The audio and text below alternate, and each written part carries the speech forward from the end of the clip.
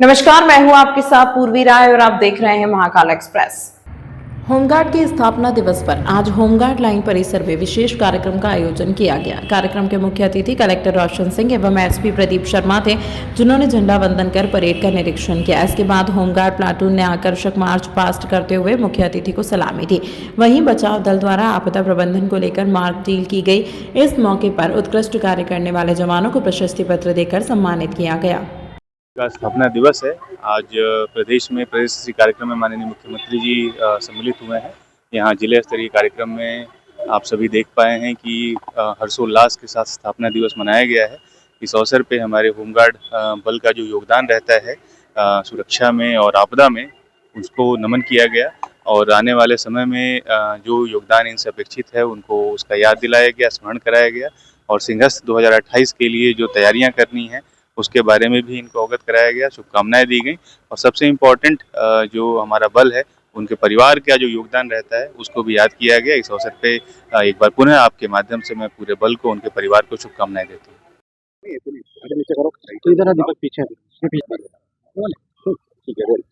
Sir, आज home guard का स्थापना दिवस मनाया जा रहा है, तो किस तरह के कार्यक्रम आयोजित किए?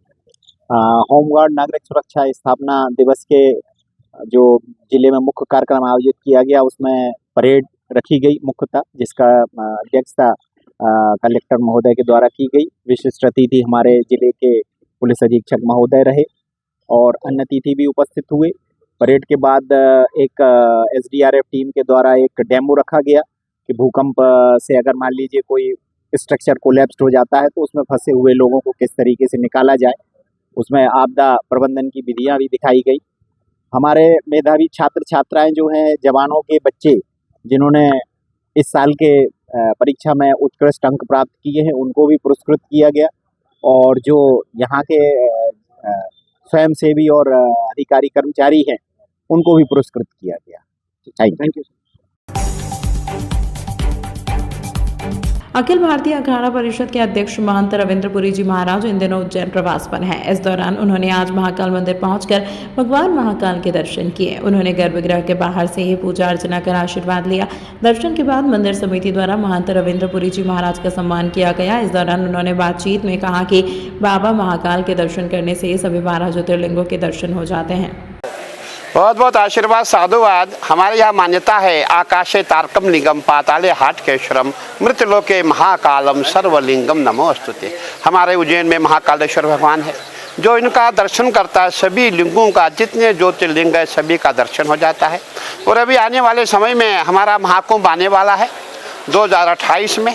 दिव्य भव्य रूप से महाकुंभ करेंगे, सुरक्षित महाकुंभ करेंगे और सरकार का प्रयास है, हमारे माननीय मुख्यमंत्री जी का प्रयास है कि इस बार का जो कुंभ हो ना भूतो ना भविष्यति, उनके साथ जितने भी अखाड़े हैं, चाहे वो सन्यासी अखाड़े हो, उदासी अखाड़े हो, शैव अखाड़े हो, सभी उनके साथ है और हमारा पूरा प्रयास इस बार का जो कुंभ होगा दिव्य और भव्य होगा। बता दें कि हनुमान अष्टमी का पर्व पूरे देश में सिर्फ उज्जैन में ही मनाया जाता है। मान्यता है कि इस दिन हनुमान शहर में वास करते हैं। इसी के चलते हर वर्ष हनुमान अष्टमी मनाई जाती है। इस बार भी 12 दिसंबर को यह पर्व पूरे उल्लास, उत्साह और धार्मिक परंपरा अनुसार मनाया जाएगा। इस दौरान हनुमान मंदिरों में कई धार्मिक आयोजन होंगे। महाकाल मंदिर परिसर में स्थित बाल हनुमान मंदिर में 9 दिनों तक विभिन्न कार्यक्रम आयोजित किए जाएंगे और हनुमान अष्टमी पर भगवान का आकर्षक श्रृंगार होगा और शाम को विशाल भंडारे का आयोजन किया जाएगा।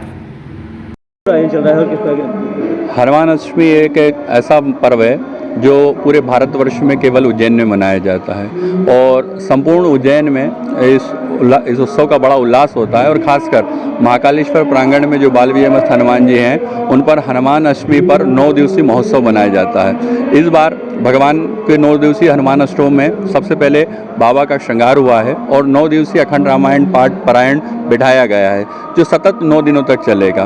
हनुमान अष्टमी के दिन बाबा का भव्य आकर्षक श्रृंगार होगा। प्रातःकाल मंगला आरती होगी जिसमें 11,000 बेसन से बने लड्डुओं का महाभोग लगाया जाएगा। दोपहर में 9 दिवसीय रामायण की पूर्णाहुति होगी और संध्या में महाआरती होगी और महाआरती के पश्चात महाप्रसादी का आयोजन महाकालेश्वर प्रांगण में आयोजित है। शहर की सभी धर्मप्राण जनता से मेरा अनुरोध है कि बाबा के इस 9 दिवसीय आयोजन में सम्मिलित होकर धर्म का लाभ लेवें। इस बार क्या कुछ नया किया जाएगा? इस बार यूँ तो हनुमान अष्टमी का महोत्सव हर बार कुछ न कुछ नवीन लेके आता है। इस बार बाबा का जो गर्भगृह है, गर्भगृह के जो द्वार है उसको इस बार बदला जा रहा है और नया चांदी रजत का द्वार लगाया जा रहा है, जो तकरीबन 8 किलो से 9 किलो के बीच में है और जिसकी लागत 15 लाख रुपए की है। और उसकी विशेषता यह है कि उसमें दोनों द्वार पर 2 हनुमान जी के विग्रह हैं जो भक्तों को आशीर्वाद देते होंगे। ओम के, स्वास्तिक के आदि चिन्ह हैं और विशेष कारीगरी उस पर की गई है।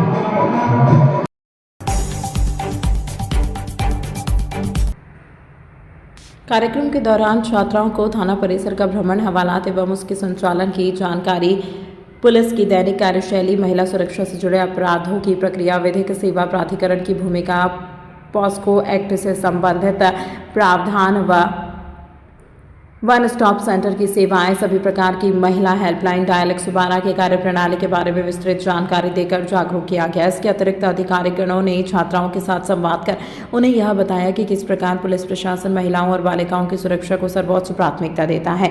विशेष रूप से महिला संबंधी आवेदनों में गोपनीयता बनाए रखने के लिए थाने के प्रयासों की सराहना की गई। छात्राओं ने इस प्रकार की पहल को महिलाओं में सुरक्षा भाव और जागरूकता बढ़ाने के लिए अत्यंत उपयोगी बताया। थाना देवास गेट द्वारा आयोजित यह कार्यक्रम ऑपरेशन मुस्कान अभियान के सशक्त बनाने की दिशा में महत्वपूर्ण कदम साबित हुआ। आज हम सब कालिदास कन्या महाविद्यालय से एनसीसी कैडेट्स और एनएसएस कैडेट्स और जनरल क्लब के सभी स्टूडेंट्स यहाँ पर आए हैं और इन्होंने हमें टीआई मैडम अनिला मैम और उनके स्टाफ ने हमें यहाँ बहुत अच्छा गाइड किया है और उसके लिए I am very thankful to them and thank you for everything you guide us.